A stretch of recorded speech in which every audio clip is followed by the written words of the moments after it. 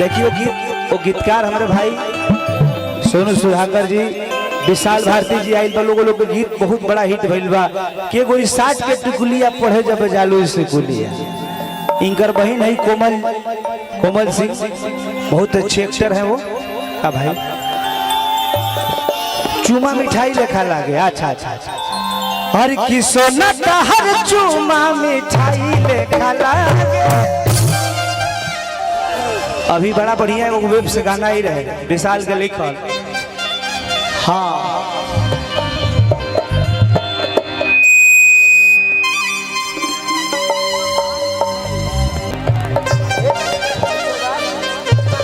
हाँ कि रोज रोज मांगत रहू है। देखा रोज रोज तू मांगत रहे राकेश भाई। हेलो एगो लइकवा कहता लइकिया से कि रोज रोज मांगत रहू है। लागे कोई बात हराम है कि जब नहीं मनत नहीं मांगे जान ओए भी कि जब नहीं मनत नहीं मांगे।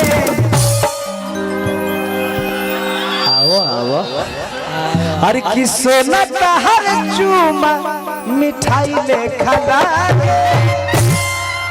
कि सोना का हर चूमा मिठाई लेखा लागे।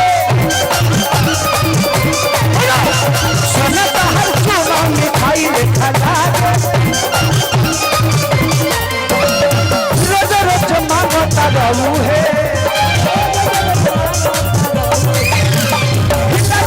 बात तो हराम है कि जब नहीं माने जब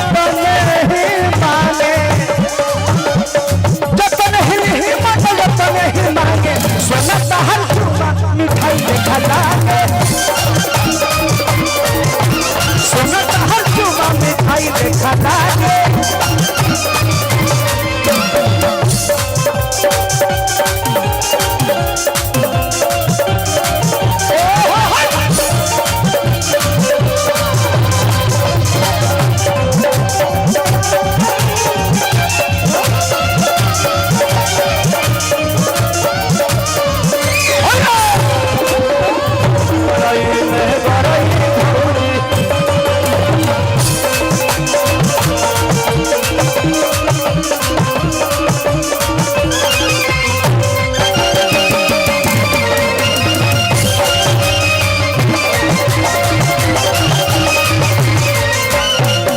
ए बबुआ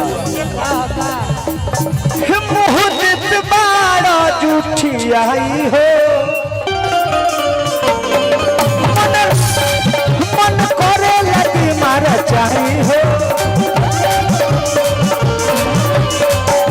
कि तोहर चूमा जान सकती बढ़ा देला।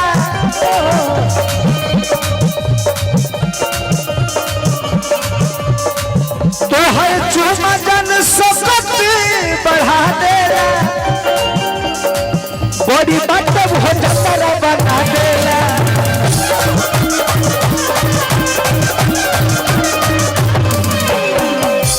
सोनू भाई विशाल भाई कि फेल बाटे छपन भोग जे करा हो। कि फेल बाटे छपन भोग जे करा हो आगे। हर की सोना का हर चूमा मिठाई लेखा लागे। सोना का हर चूमा मिठाई लेखा लागे।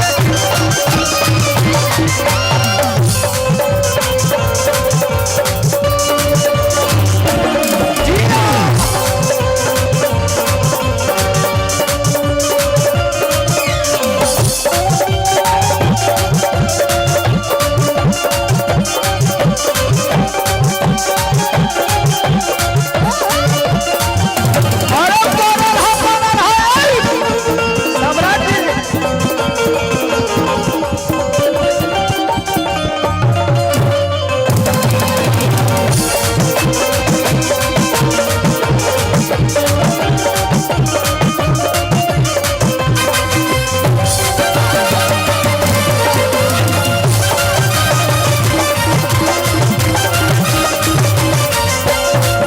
भाई भाई भाई देखिए कल सुबह को बहुत ही बड़ा गाना हमारे जीवन के आवा था सृष्टि म्यूजिक से झुलुफिया है बोलो आप सबके बजा के हम सुनाई वो गाना के मगर चाहत की राकेश भाई